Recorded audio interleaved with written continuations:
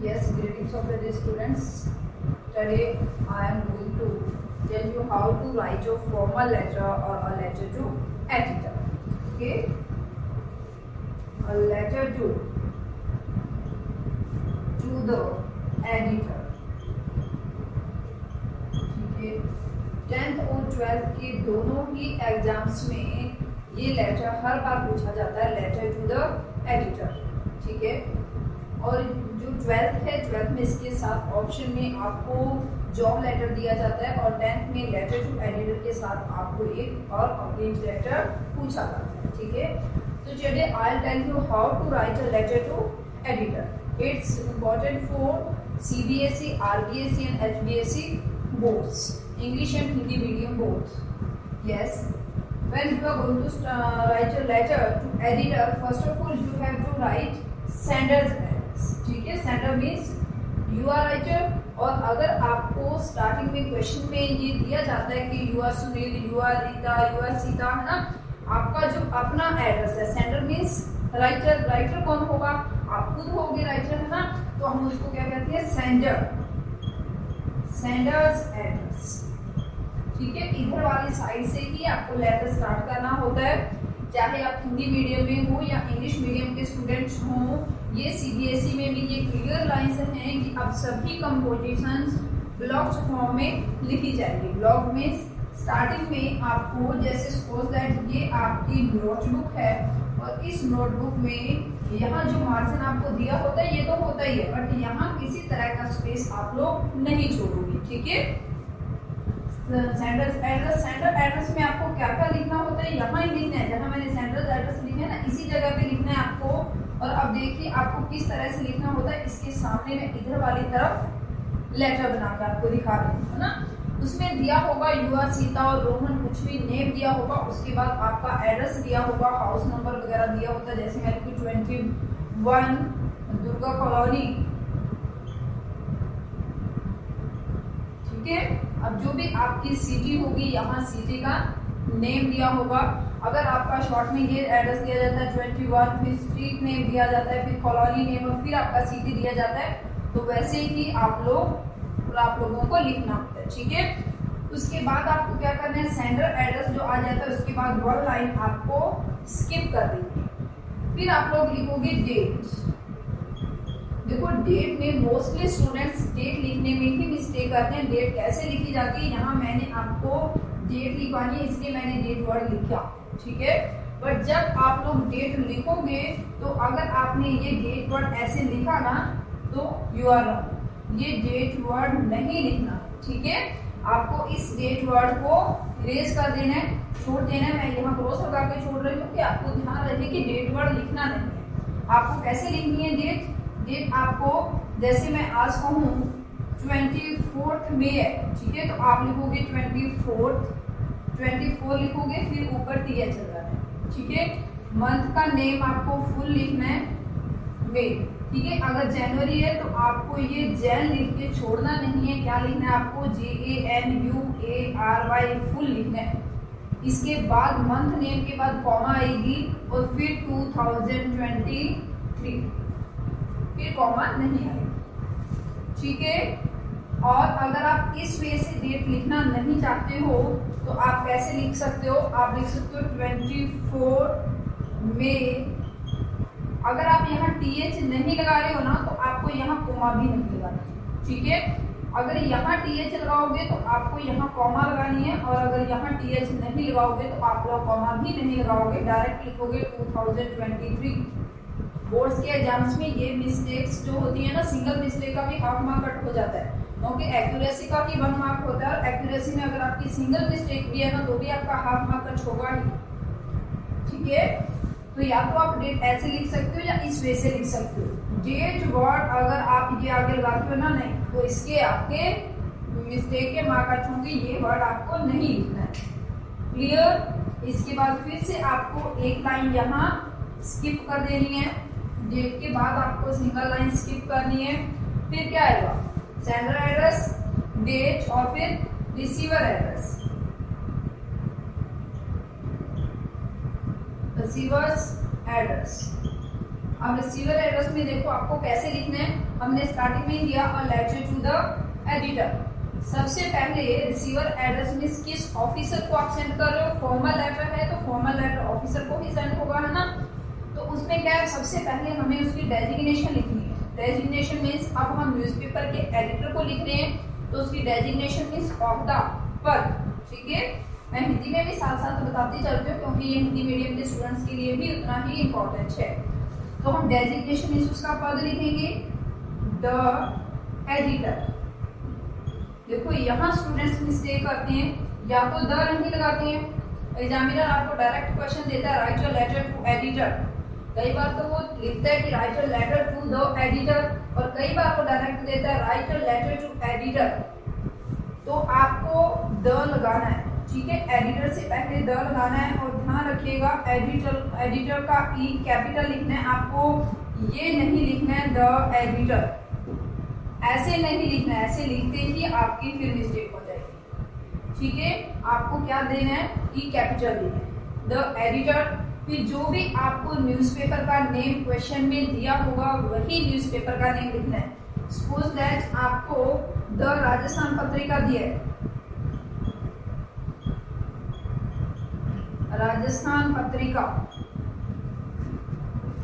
अब देखिए यहाँ भी आपको द लगाना ही है, और न्यूज़पेपर के नेम में भी फर्स्ट और सेकंड जितने भी वर्ड्स हैं सभी वर्ड्स का फर्स्ट लेटर कैपिटल लिखना है।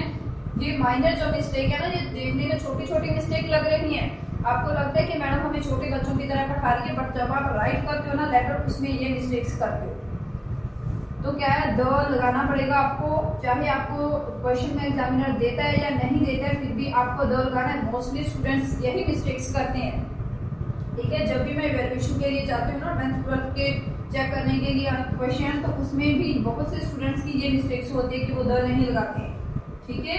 तो ये द आपको लगाना है न्यूज़पेपर के नेम से पहले, द राजस्थान पत्रिका, ठीक है। उसके बाद जो भी आपको सिटी दिया जाता है, नहीं दिया जाता है तो जिस सिटी से आप बिलोंग करते हो उसी शहर का नेम लिख सकते हो। जैसे मैं लिख रही हूँ हनुमानगढ़, HANUMANGARH। आपको क्या करना है, यहाँ देखो ये मैं इसलिए इधर लिख रही हूँ क्योंकि यहाँ मैं आपको फॉर्मेट बना के दे रही हूँ, ठीक है। बाकी एग्जाम में आपको ये सब चीज यही लिखनी है क्योंकि ये फॉर्मेट तो आपको बनाना ही है। तो ये सब जो सेंटर एड्रेस है वो भी प्रॉपर यहाँ लिखना है, डेट वगैरह भी इसी तरह से यहाँ लिखनी है, ये भी इधर यही लिखना है, यहाँ किसी तरह का कोई स्पेस आपको नहीं छोड़ना है। क्लियर। अब ये हो गया रिसीवर एड्रेस, डेजिग्नेशन और सिटी, तीनों चीज इधर मैंने सामने लिख रखी है। इसके बाद सब्जेक्ट। अब ये सब्जेक्ट देखिए, इसमें अब की बार 2023-24 के एग्जाम के लिए सीबीएसई ने थोड़ा सा चेंज कर दिया, ठीक है। क्या चेंज किया है, पहले ये सब्जेक्ट जो है ये हम सैल्यूटेशन के बाद और पहले कभी भी लिख सकते थे, मीन्स जो आप सर, डियर सर या रिस्पेक्टेड सर या मैडम लिखते हो ना, उससे पहले भी लिख सकते थे, बाद में भी। ये तो अभी वैसे ही है कि पहले लिखे या बाद में, बट अब सीबीएसई ने क्या दिया है कि जो हम सब्जेक्ट लिखते थे पहले हम डायरेक्ट लिख देते थे, जो भी अपनी कंप्लेन है टू कंप्लेन, है ना, तो इस तरह से डायरेक्ट लिख देते थे। बट अब हमें सीबीएसई ने और क्या कह दिए बोर्ड ने, अब बोर्ड ने हमें यहाँ कह दिया है कि it should be in block format, mean block letters, bold और ब्लॉक लेटर्स। ब्लॉक मीन्स बड़ी एबीसी, ठीक है। अब इसलिए हमें ये बड़ी एबीसी में लिखना है। और दूसरा ये भी कहा है, मस्ट नहीं लिखा है, सीबीएसई ने लिखा है it should B underlined, it should B underline, means जो भी आप सब्जेक्ट लिखोगे उसको इस तरह से आपको अंडरलाइन कर देना है। It will be better for you. ऐसा नहीं है कि अगर आप लोगों ने अंडरलाइन नहीं किया तो आपके मार्क्स कट होंगे, नहीं, मार्क्स कट नहीं होंगे, बट इससे आपका इंप्रेशन अच्छा बनेगा। क्लियर, ठीक है। यहाँ तक आपको आया समझ। इसके बाद आपको लिखना है सैल्यूटेशन। सैल्यूटेशन क्या होता है, सैल्यूटेशन मीन्स आप सामने वाले को कैसे बुलाते हो, कैसे संबोधन करते हो, ठीक है। आप क्या कहते हो, sir, madam, respected sir, respected madam, इस तरह से, ठीक है। तो आपको यहाँ जो भी आपका सब्जेक्ट बनेगा, टू कंप्लेन अगेंस्ट, जो किसी चीज के भी आपको अगेंस्ट में कंप्लेन कर देंगे, ठीक है। उसके बाद सैल्यूटेशन आपको क्या लिखना है, सर, ठीक है। आप लोगों को सर ऑब्लिक लगा के मैडम ऐसे नहीं लिखना है, ठीक है, ये नहीं लिखना है। या तो अकेला सर लिखोगे आप लोग या फिर अकेला मैडम लिखोगे। दूसरी बात क्या है कि आप लोग, कई बार हम कहते हैं कि अगर हम रिस्पेक्टेड लिखेंगे ना तो एग्जामिनर ज्यादा मार्क्स देंगे कि हम उनकी ज्यादा रिस्पेक्ट कर रहे हैं। नहीं, ऐसा नहीं सोचना है आपको। अगर आप लोग यहाँ डियर सर लिख देते हो या फिर रिस्पेक्टेड सर लिख देते हो तो ध्यान रखिएगा फिर आप नीचे सिंसियरली नहीं लगा सकते हो, ठीक है। फिर आपको ट्रूली ही लगाना पड़ेगा, फिर आप सिंसियरली नहीं लगा सकते हो। डियर के साथ सिंसियरली नहीं आता है, रिस्पेक्टेड के साथ भी नहीं आता। कुछ प्राइवेट पब्लिशर्स की बुक्स में ऐसा लगा होता है, तो दैट इज बाय मिस्टेक। तो ध्यान रखिएगा आपको अकेला सर ही लिखना है यहाँ। क्यों? क्योंकि फिर आप फ्री होते हो कि नीचे आप सिंसियरली लिखो, ट्रूली लिखो या फिर फेथफुली लिखो, फिर आप कुछ भी लिख सकते हो क्योंकि हमने यहाँ ओनली सर वर्ड ही लिखा है। उसके बाद आपको क्या करना है, सैल्यूटेशन के बाद आप लोग बॉडी पे आ जाते हो, main parts of the letter, ठीक है। यहाँ तक आपको समझ आया। अब आप लोग इस बोर्ड की आप स्क्रीनशॉट ले सकते हो। मैं साइड में हट जाती हूँ, फिर मैं इसको रब करके आगे करवाती हूँ, ठीक है।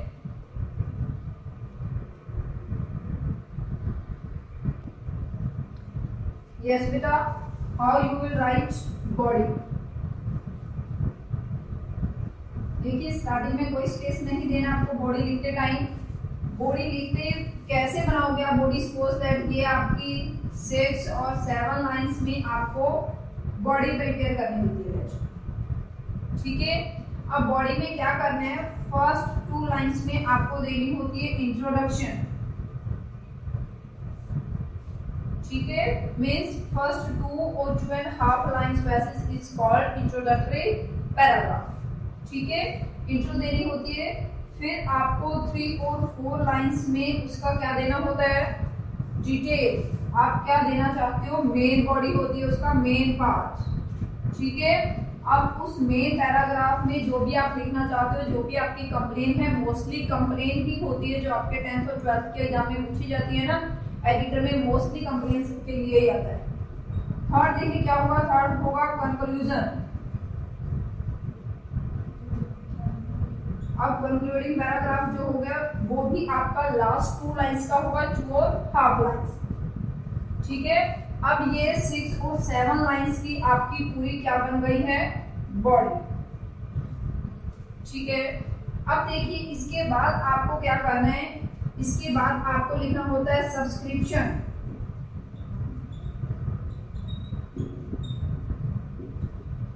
सब्सक्रिप्शन देखिए कैसे लिखना होता है।